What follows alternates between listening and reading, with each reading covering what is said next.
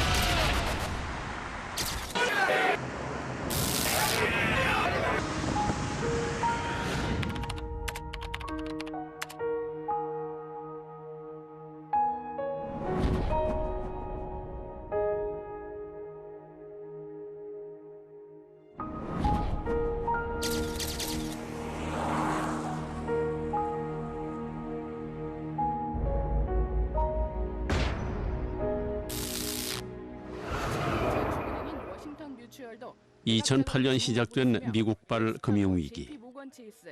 그때는 금방 진정될 줄 알았습니다. 하지만 아직도 우리는 위기의 상황에 있습니다. 근거가 부족한 루머에 대해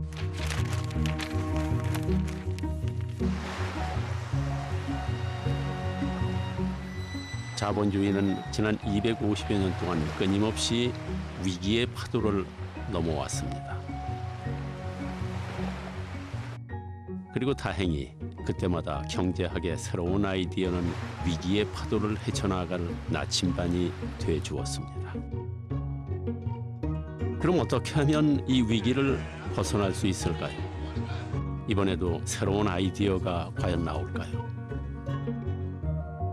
우리는 위기의 순간에 나타나 세상을 구한 위대한 경제학자들을 만나보려고 합니다.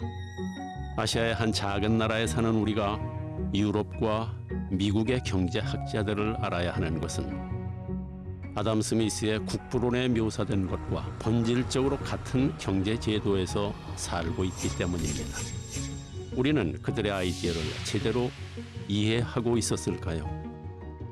You can't paint him as being in favor of the rich or whatever. If he was anything, he was in favor of the poorest. And that is actually why he believed in open markets. Marx was,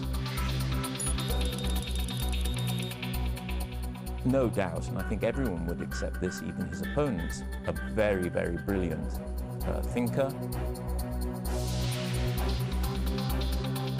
Keynes believed in the market.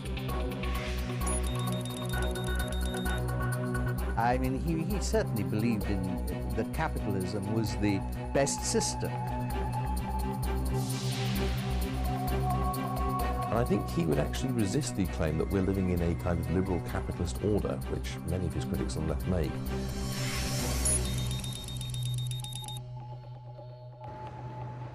자, 그렇다면 어쩌면 그들의 이야기를 통해 세상을 구할 새로운 아이디어를 얻을 수 있지 않을까요? Well, he thought capitalism could survive if it dealt with these two problems. There is any type of rebellion, people are looking for inspiration and will turn to Marx above.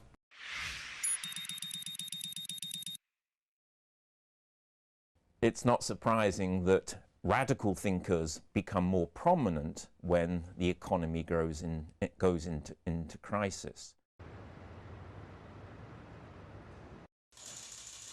Adam Smith is a bit like the Bible here, that you can take lots of different things from it, and there's a quote for everything, really. 그럼 먼저 경제학의 창시자, 자본주의의 아버지라 불리는 아담 스미스부터 만나러 가볼까요? 1759년 스코틀랜드의 글래스고 대학. 스코틀랜드에서 가장 먼저 세워진 자유롭고 진취적인 분위기의 이 대학에 한 유명한 도덕 철학 교수가 있었습니다.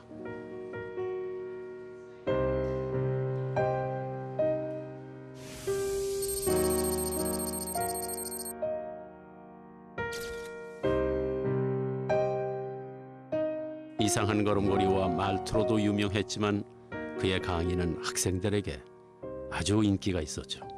He was a relatively shy man. He never married. He lived with his mother nearly all of his life. But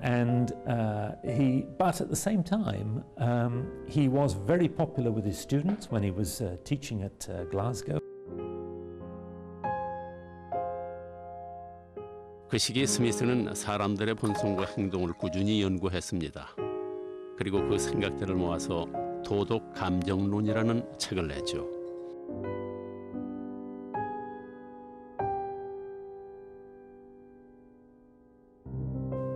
그의 책은 아주 근본적인 질문을 던지고 있습니다.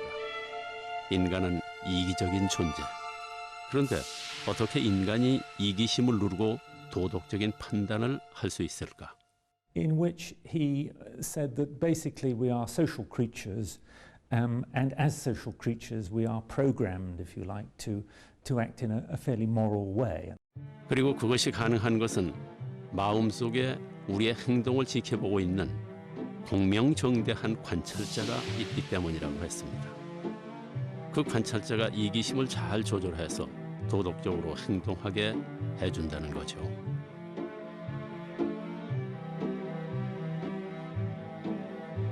이러한 주장은 폭넓은 관심을 불러일으켰습니다. 그는 순식간에 유명인이 됐고 그 유명세 덕분에 아주 특별한 행운이 찾아왔습니다.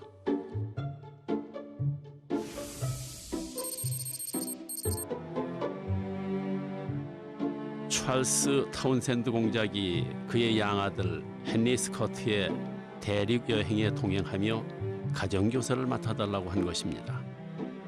당시 귀족 가문에서 유행하던 자녀 교육 방법 중 하나였죠.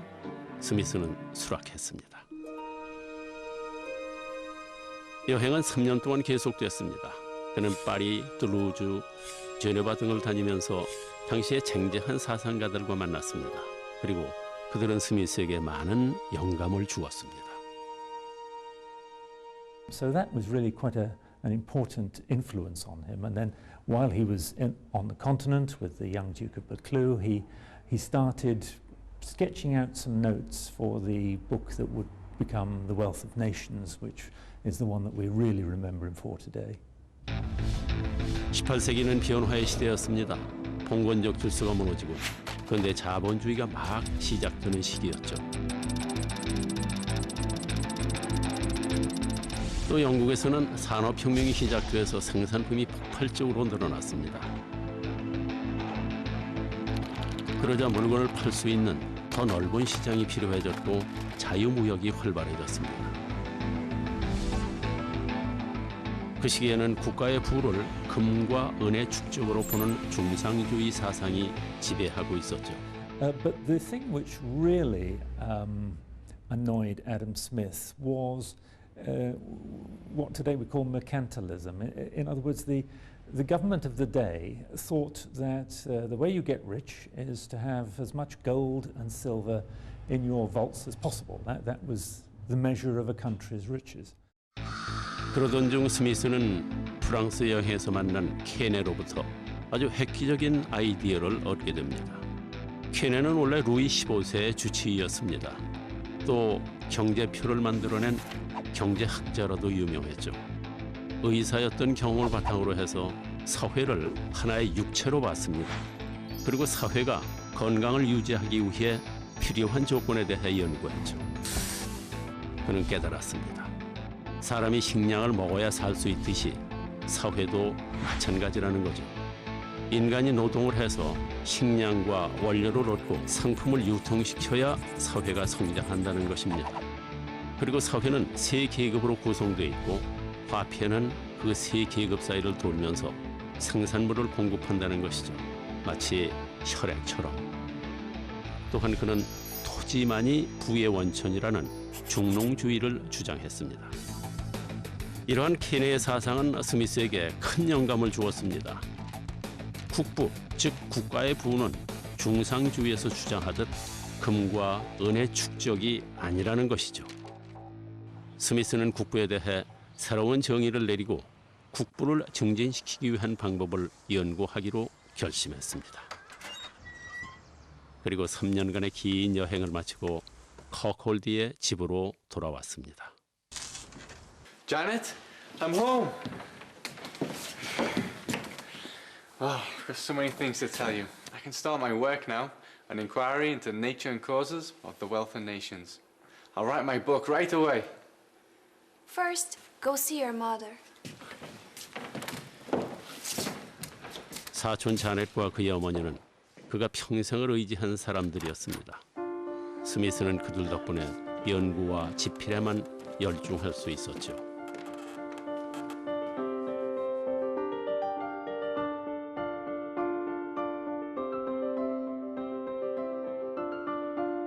집에 돌아온 스미스는 여행에서 얻은 경험과 지식을 바탕으로 국부론을 쓰기 시작했습니다. 물론 이전에 글래스고 대학에 있을 때 직접 본 것들도 소중한 자료가 됐죠. And that's when, in Glasgow terms, it begins to flourish economically.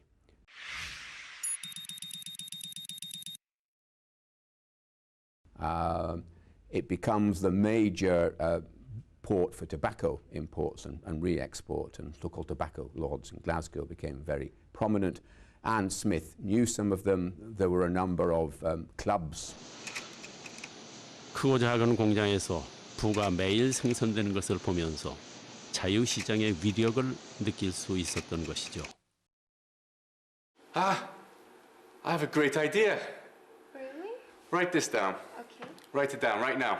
Therefore, from a very trifling manufacture, Market economy gives satisfaction to both the buyer and seller. and can distribute social resources properly. 그는 국부론 집필에 완전히 빠져들었습니다. Janet, 그래서 가끔 아주 황당한 일이 벌어지기도 했죠. this tea, it's peculiar. It's the worst tasting tea in the world. But this cup of tea was made by you at noon in your nightgown. Really? I did? Dear Lord. He was talking to somebody about some philosophy, and he put bread and butter into the teapot instead of tea. And there's another story where, again, he was thinking about, well, he was writing The Wealth of Nations, he was thinking about some subject and set off on a walk to think about this, and only realized when he heard the church bells that he'd walked 10 miles to the next town.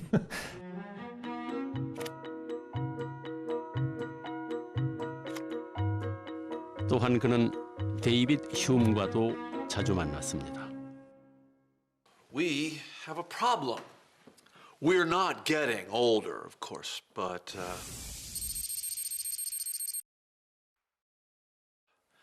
we are shorter of breath and one day closer to death. I mean, look at me, after all. Am I getting any older? David, I also have to use a cane for my neuralgia. But me, I'm not getting any older either. And David, we're not at the mercy of the baker, the butcher, the brewer's wife. Sympathy gave us bread, wine, meat, egoism of each. Yes, I do remember you showing me that in a book one time. Yes, and I do believe egoism and economy function together.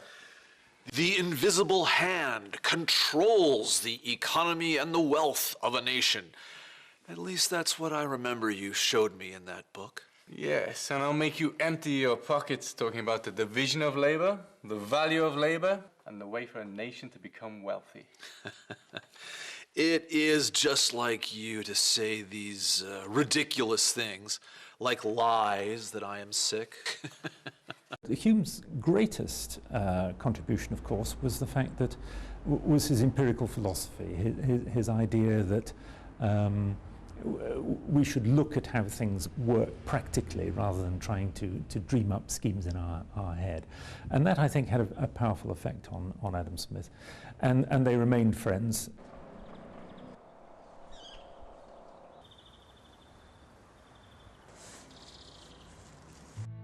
그는 많은 사람들과 사귀지는 않았지만 당대를 대표하는 학자들과도 지속적인 모임을 가졌습니다.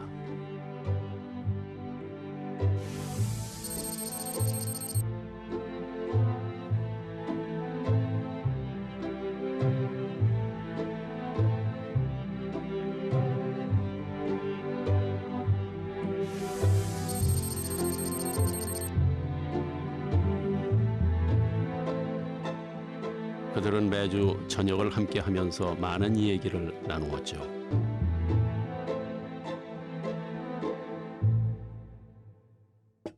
If someone has a ridiculous business like making clothespins by themselves, they can make 20 pins or more a day. But an 18-step manufacturing process with 10 workers can produce 48,000 pins a day.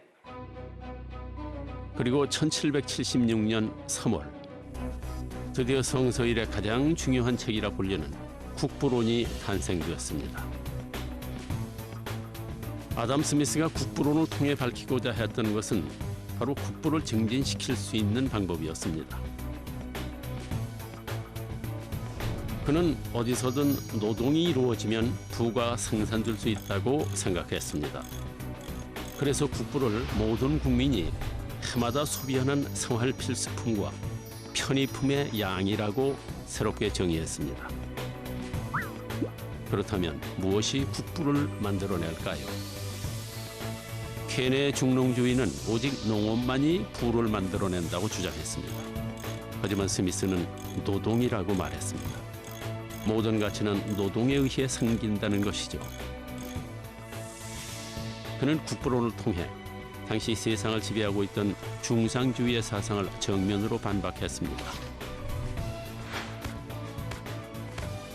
또한 모든 가치가 노동에 의해 생기기 때문에 상품의 교환 가치는 그것을 생산하는 데 들어간 노동량으로 정해야 한다고 했습니다. 그렇다면 그 유명한 보이지 않는 손은 무슨 뜻일까요?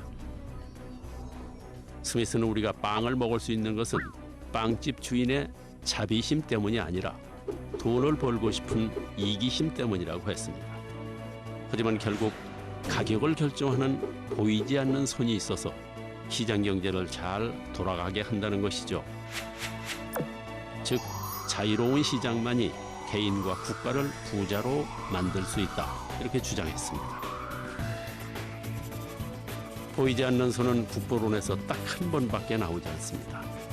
하지만 스미스는 이 한 문장으로 그가 꿈꾸는 완전한 자유시장 체제라는 이상적인 세상을 설명했습니다. 국부론은 6개월 만에 초판 1000부가 모두 팔려나갔습니다. 그 당시로서는 놀라운 기록이죠. 스미스는 당대 최고의 사상가라는 명예를 얻었습니다. 하지만 놀라운 것은 그뿐이 아닙니다. 국부론의 첫 장은 우리가 현대 경제학에서 사용하고 있는 여러 개념을 보여주고 있습니다. I think it's a vastly important book. It's as important as Darwin's Origin of Species or Newton's principles and so on. It's as important as that because it lays out the foundations of what is now modern economics. It talks about division of labour, it talks about gross national product, it talks about trade and the importance of trade and the importance of opening trade and the problems of trade barriers. For many years it was the fundamental economics book. It's been superseded by other textbooks. 그러므로 아담 스미스의 국부론은 철저한 고전이 아닙니다. 최초로 자유시장 체제를 형성한 기본 틀입니다. 지금도 자본주의가 작동하는 기본 원리를 가장 정확하게 설명하고 있는 명저인 것입니다.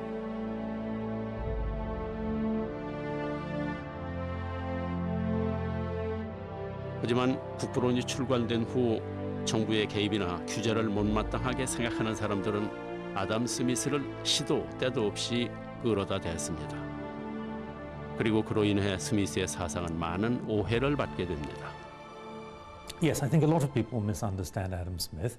They know that he believed in free trade, that he was skeptical of big governments, that he supported a free market economy.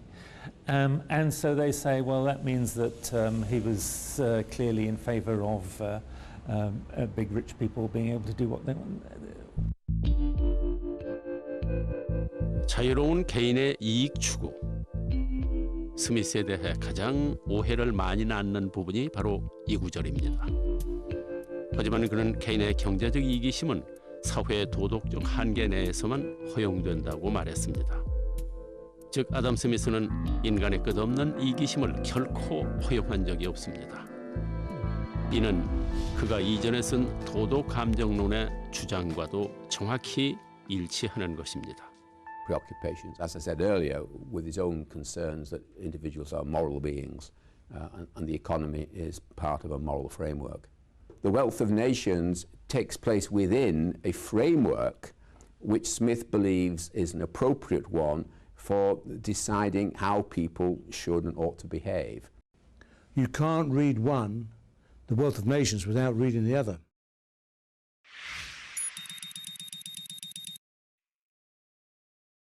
Because what's in the theory of moral sentiments reappears in The Wealth of Nations in his attitude to the poor. He's sympathetic. Adam Smith believed that the best way to help ordinary working people was to have a free market economy. That's why he supported it. 인간은 이기적입니다.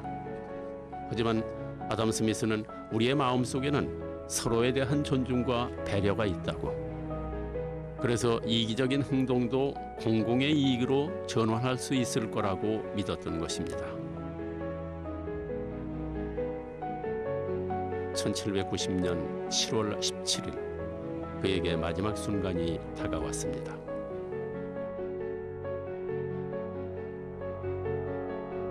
Joseph, please burn it.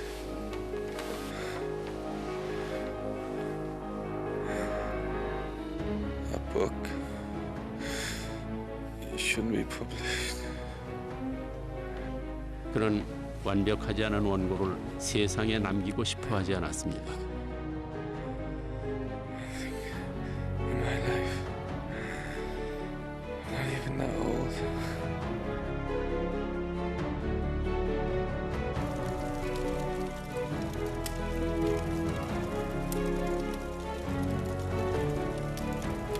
우리는 아담 스미스를 자본주의의 아버지라 부릅니다.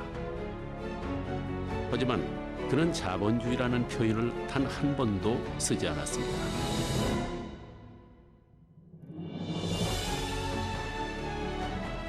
그 대신 인간의 도덕적 범위 내에서 완전히 자유로운 시장 체제라는 이상을 떠올렸죠. 만약 그가 살아있다면 지금의 불평등과 위기에 대해 어떤 반응을 보였을까요? Dismayed that in countries like Britain and America you do have a very large class of people who are relatively poor and much poorer than the wealthiest person. Adam Smith famously wrote that no country could regard itself as being prosperous if the greater part of the population were poor and miserable. 국부론의 원제는 wealth of nation이 아니라 복수형입니다. 즉 특정 국가나 국민이 아니라 여러 국가와 국민이 함께 잘 사는 것을 연구한 책이라는 뜻이죠. 그러므로 그가 꿈꾸었던 세상은 1%의 탐욕과 부패로 나머지 99%가 고통받는 세상이 아니라 모두 함께 잘 사는 세상이었습니다.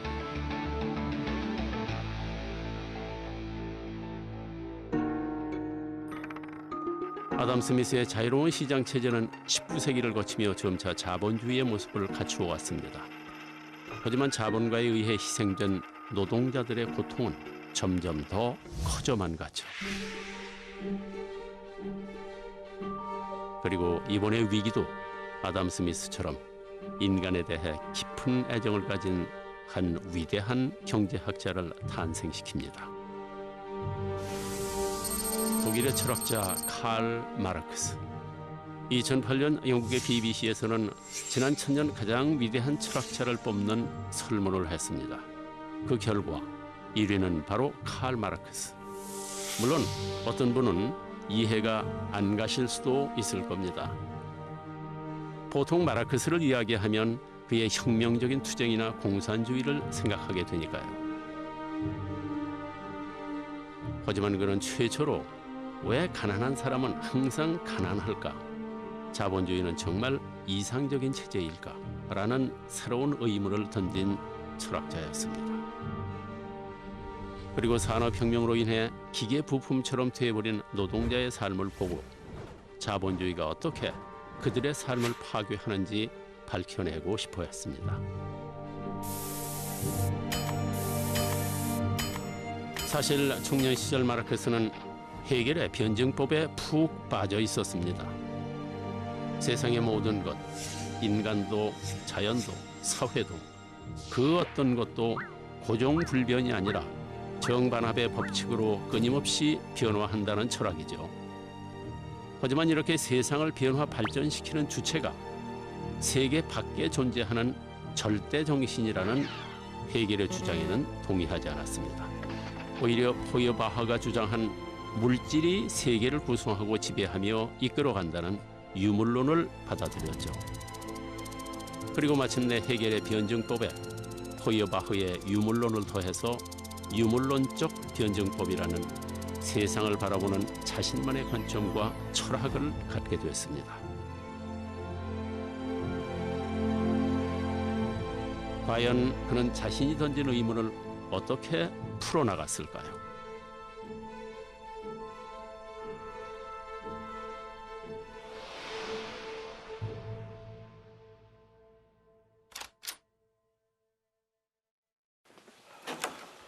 Morning. Editor! What? I'm very busy right now. Don't you remember how much the farmers suffered the last time we collected their data? 1843년에 마르크스는 급진적 반정부 신문인 라인 신문의 편집장이었습니다. 그러나 Our articles have been censored, sir! What?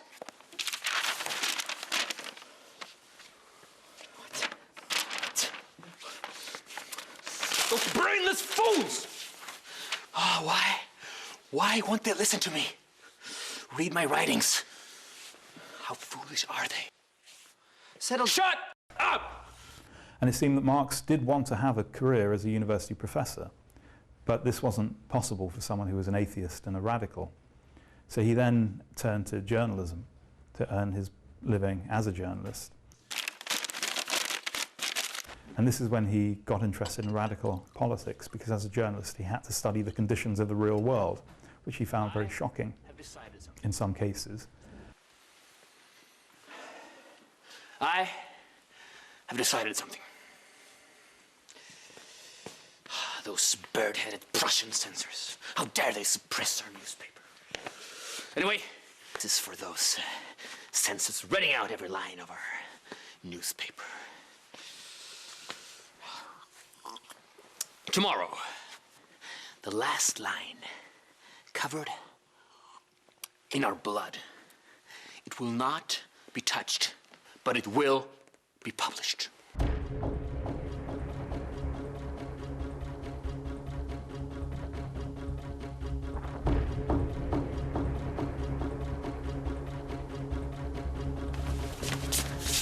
I'm moving to Paris, the city of freedom. Hey!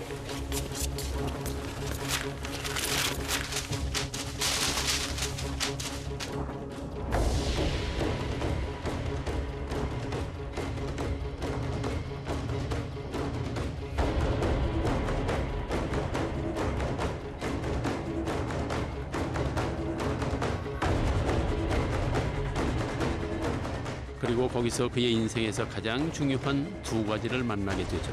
바로 하나는 공산주의, 다른 하나는 엥겔스.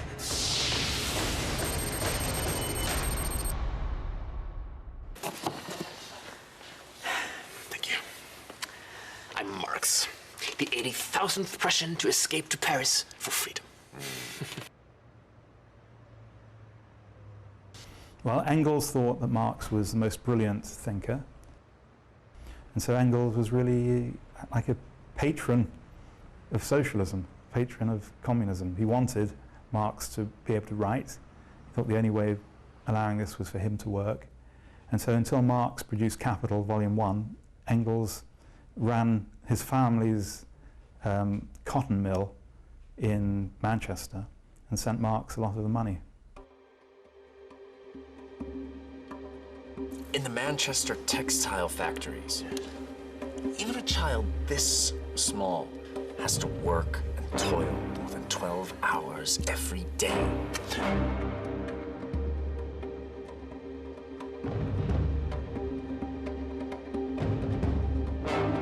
That child cannot even dream of going to school.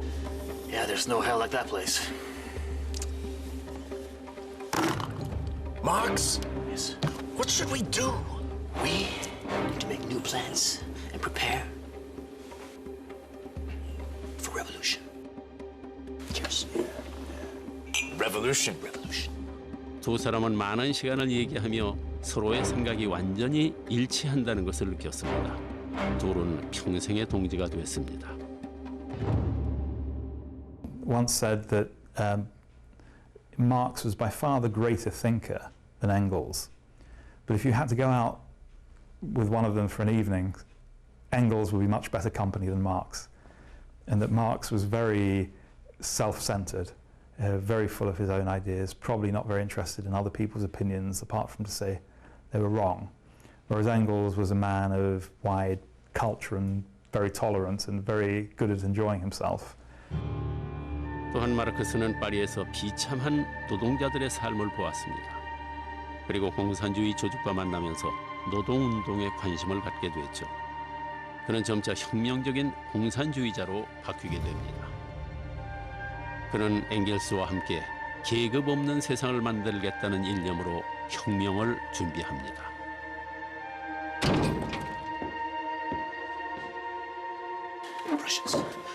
Prussians. You found me. Engels, the words we share here today will be illuminated in history someday. Get up.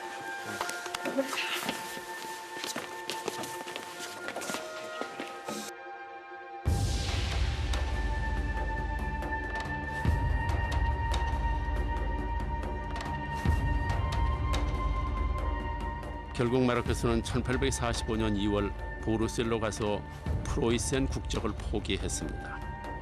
보르셀의 비밀 동맹과 접촉한 마르크스와 엥겔스, 그들은 그곳에서도 혁명을 원했습니다.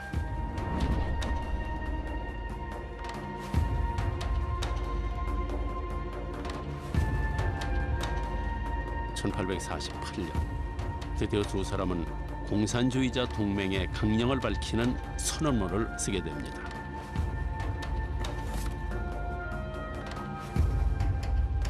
Workers of all countries, unite. Yes.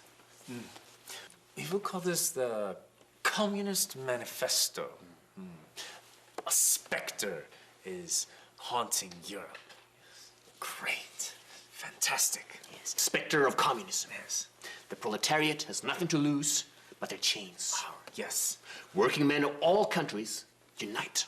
But by the time Marx and Engels were collaborating and soon put together the very famous Communist Manifesto, they were looking at the conditions of working people and how they might be improved and why it was that capitalist system was something that could improve their lives, but which would also subject them to crises from time to time and also extreme repression at other times as well.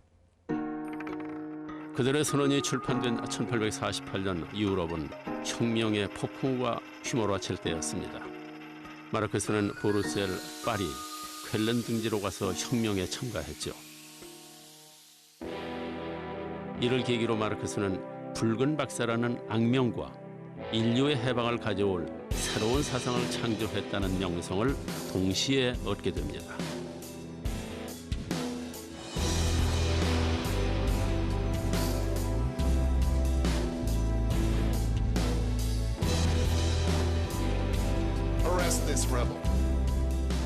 하지만 그에게는 잇따라 추방령이 내려졌습니다. I'm not a rebel.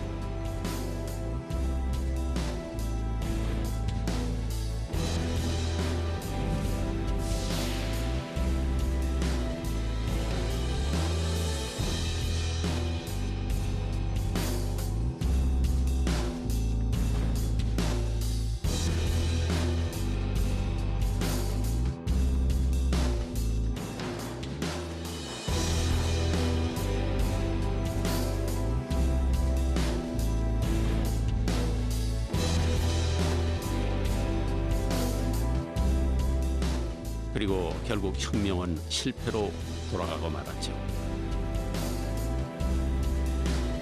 1849년 마르크스는 영국으로 돌아올 수 없는 길을 떠납니다.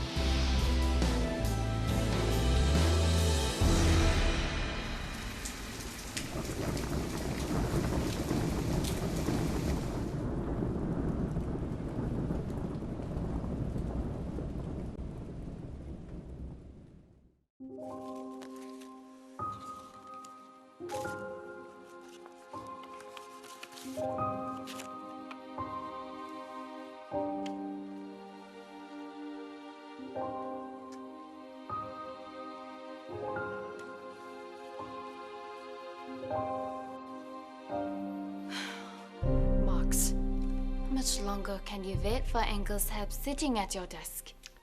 Don't worry. The news company will pay me next week.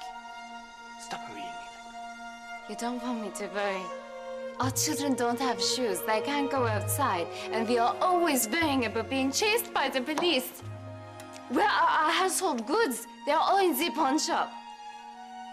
Listen to reality. 제니는 마르크스가 가족을 제대로 부양하지 않는다고 자주 비난하곤 했습니다. 게다가 1855년 4월 그의 아들 에드가가 폐렴으로 세상을 뜨게 되죠. You are the best father.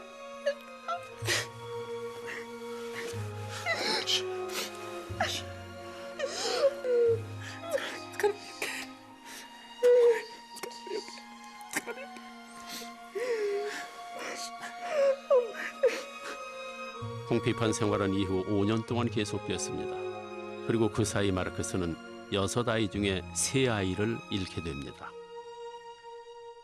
One of the things that was constantly a problem for Marx was money, because he didn't have a regular source of income.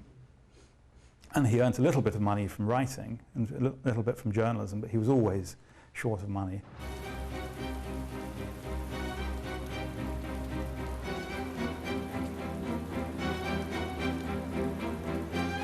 이후 마르크스 가족은 유산과 엥겔스의 기부금 덕분에 작은 연립주택으로 이사했습니다.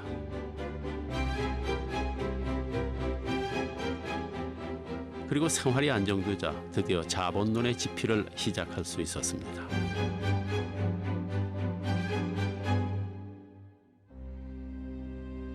So even though he spent his days in the British Museum, he made sure at the weekends that they had picnics and went out together, and they would entertain other German emigres in London at this time. So he was a very sociable person. Yes, we shall call this the Communist Manifesto. A specter is haunting Europe. Great, fantastic. Spectre of communism. Yes. The proletariat has nothing to lose but their chains. Yes, yes. Working men of all countries unite. Brilliant.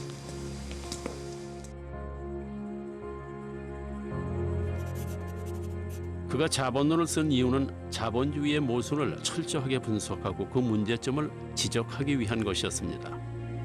그래서 자본주의를 대표하는 아담 스미스의 국부론을 수백 번 읽었죠. 그리고 자본론에서 가장 많이 인용한 책이 바로 국부론이었습니다.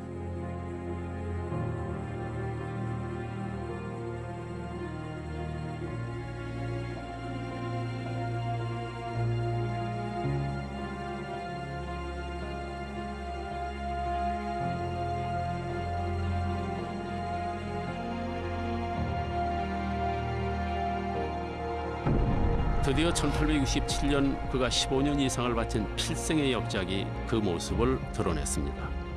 바로 자본론 제1권, 자본의 생산 과정입니다. 자본론은 마르크스가 그의 유물론적 변증법을 경제 연구에 최초로 적용해서 자본주의의 문제점을 분석한 책입니다. 자, 그럼 자본론으로 들어가 볼까요? 자본론에서 제일 먼저 다룬 것은 상품입니다. 상품은 인간이 생산하고 사용하는 모든 물건을 말하죠. 쓸모가 있는지를 따지는 사용가치, 교환할 수 있는지를 따지는 교환가치, 둘 다를 가지고 있는 것이라고 정의했죠. 그리고 이러한 상품은 노동을 통해 생산해낸 것이라고 주장했습니다. 그러므로 상품의 가치는 상품을 생산하는 데 들어간 평균 노동시간으로 결정된다고 정의했습니다. 즉 6시간 동안 6켤레의 신발을 만든다면 신발의 가치는 1노동시간이라는 것이죠. 또 화폐를 상품의 가치를 표시하는 수단으로 봤습니다. 그리고 돈이면 뭐든지 다 할 수 있다고 믿는 화폐의 물신성이 생겨날 거라고 경고했습니다.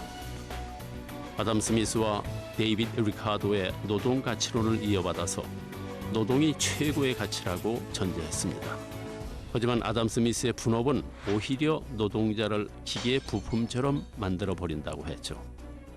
그러나 그가 자본론을 쓴 주요 목적은 바로 왜 쉬지 않고 열심히 일하는 노동자들은 항상 가난할까?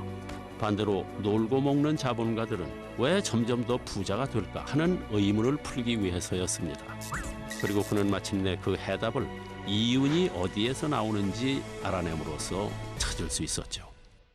And then what a lot of the book about, Volume 1 of Capital is about, is how do capitalists do this? How do they actually do it? And Marx talks about the production of absolute surplus value, which is where workers are made to work for long periods of time or for longer periods of time. 여기는 빵 공장입니다. 이제 빵 한 개를 만드는데 얼마만큼의 노동 시간이 드는지 계산해 보겠습니다. 먼저 밀가루 1kg을 1노동시간이라 하겠습니다. 기계는 빵 10,000개를 만들면 수명이 다합니다. 그럼 한 개를 만드는 데는 1노동시간이 들죠. 그리고 노동력도 1노동시간이 든다고 치면 빵 한 개를 만드는 데는 모두 3노동시간이 듭니다. 만약 1노동시간을 화폐로 환산해서 1,000원이라고 하면은 빵 한 개는 3,000원이 되는 것입니다. 노동자가 하루에 평균 8시간을 일하면 모두 24노동시간이 나오고 그동안 만든 빵 8개의 가치는 24,000원이 되는 것입니다.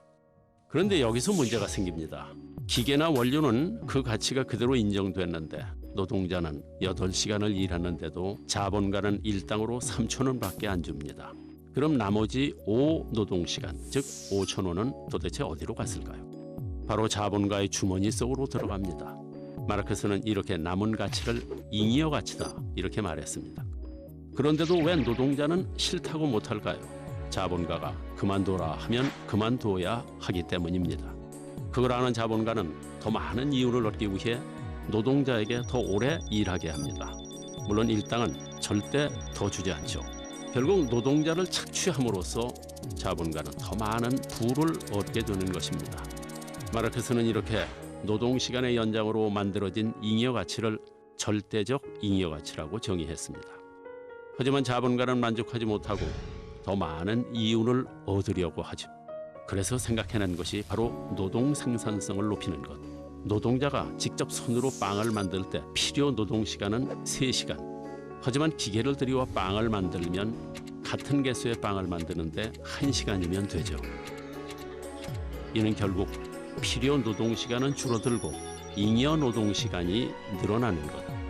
노동자의 임금은 날로 싸지고 자본가는 그만큼 이윤을 남기게 되는 것입니다. 마르크스는 이렇게 생긴 이윤을 특별 잉여 가치 또는 상대적 잉여 가치라고 했습니다. I think Karl Marx was the first person who really understood the exploitative nature of capitalism. He thought it had to happen, by the way. 마르크스는 더 많은 이윤을 얻으려 하는 자본가의 이기심 때문에 기계가 계속 노동을 대신하면 실업자가 증가한다고 했습니다. 그럼 일하려는 사람이 많기 때문에 임금은 더 낮아지고 이렇게 되면 상품은 쏟아져 나오지만은 팔리질 않으니 기업도 자본가도 망하게 될 거다 이렇게 주장했습니다. 결국 자본주의의 위기인 공황이 시작되고 참다 못한 노동자들이 혁명을 일으킬 것이라고 했습니다. 마르크스의 경고는 자본주의가 무너지고 사회주의가 나타날 것이라는 것. Marx tries to see capitalism in a historical context as a rising out of feudalism, and eventually it will give way to communism. And so Marx had this historical vision, and he also thought he could describe the mechanism by which capitalism would come to an end and be replaced by communism, by proletariat revolution.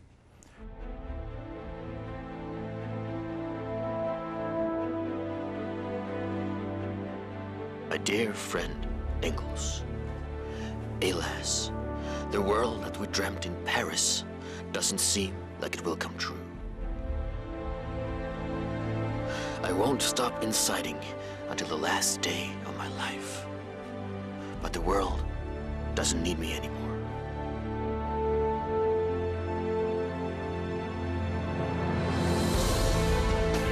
Thank you for always supporting an outcast like me.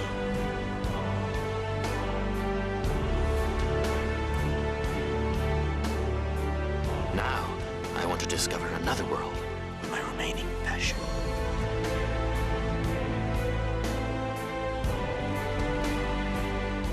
(1883년 3월 14일) 마르크스는 엥겔스가 지켜보는 가운데 자신이 가장 아끼던 의자에서 삶을 마감했습니다. Papa, what's your meaning of happiness? Fighting, Then what's your meaning of sadness? surrendering, What's your favorite thing to do? to be completely absorbed in my books.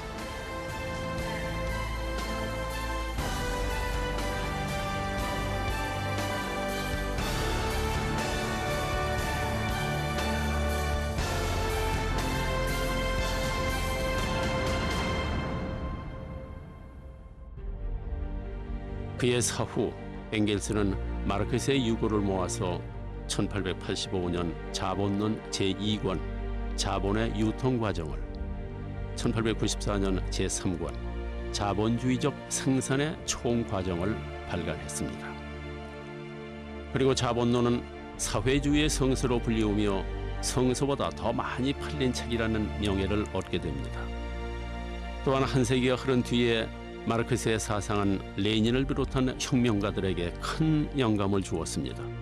하지만 그들 중 단 한 명이라도 그의 사상을 올바로 이해한 사람이 과연 있었을까요? 칼 마르크스. 그는 억압받는 노동자들을 도와서 공산주의 사회를 실현하고자 했던 혁명가였습니다. 유물론적 변증법으로 세상을 해석한 철학자이고 자본주의를 과학적으로 분석한 경제학자였습니다. 또한 공산주의 국가의 탄생에 영향을 끼친 사상가였습니다.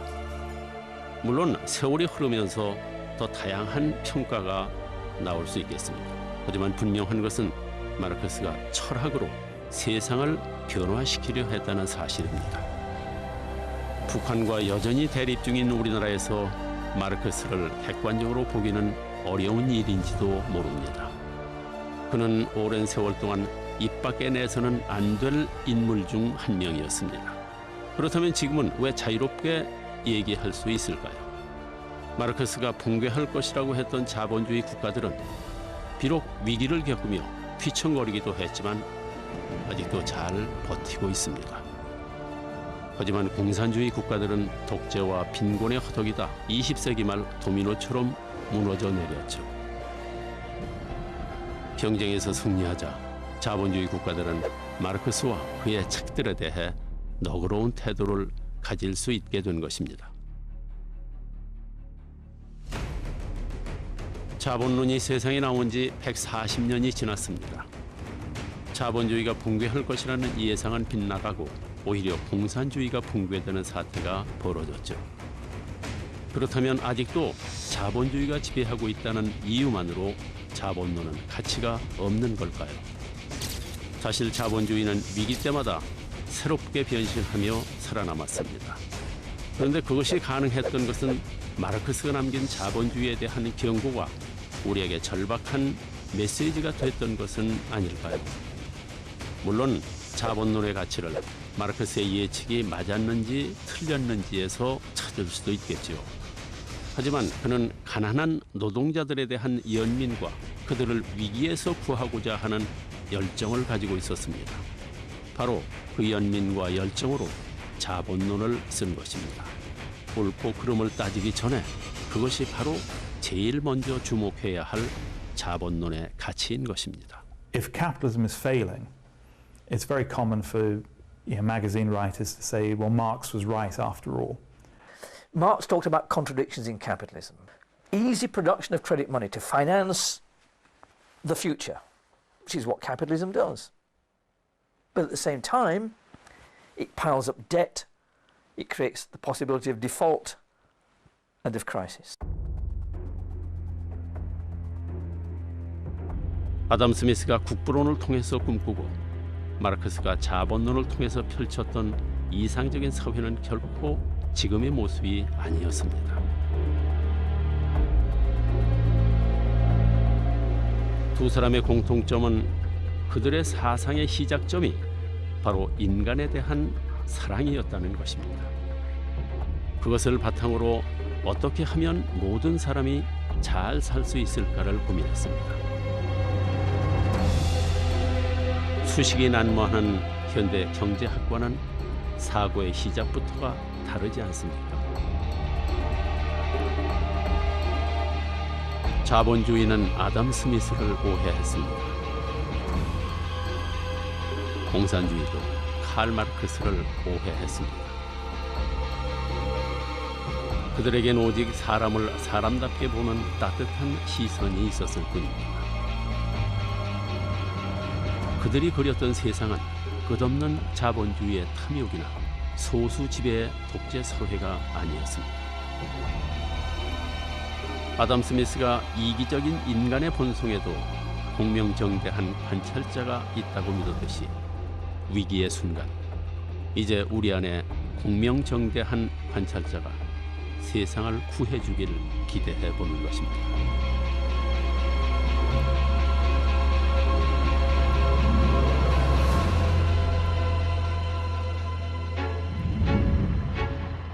Yeah. Hi. Keynes, 거시경제학의 father. Yeah. 하예 신자 유주의 father. Yeah. Yeah. 100년 동안 우리 치고받고 싸웠지. 나 케인스 거시경제학의 father. 시장이냐 정부냐 forever issue. 경제학의 forever rival. Hey guys, stop. 계속되는 경제 위기 어떻게 할 건데? 되풀이되는 글로벌 금융 위기. 붐붐 버스 붐붐 버스. 전 세계의 빚잔치. 너도 나도 모두 빚잔치. Oh my God, God bless me. 미국이 넘어지면 우리도 한 방에 훅. 돈이 돌고 돌아도 먹고 살기 힘들어. 새로운 경제 위기 답이 필요해. Show me the money. 21세기를 책임질 경제 원리는 무엇? 뭘까 그게? Show me the money.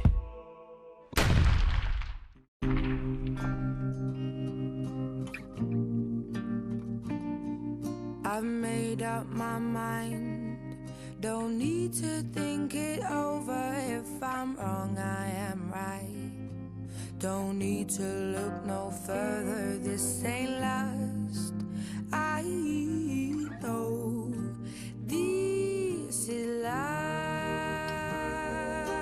But if I I'll tell the world. I'll never say enough, 'cause it was not said to you.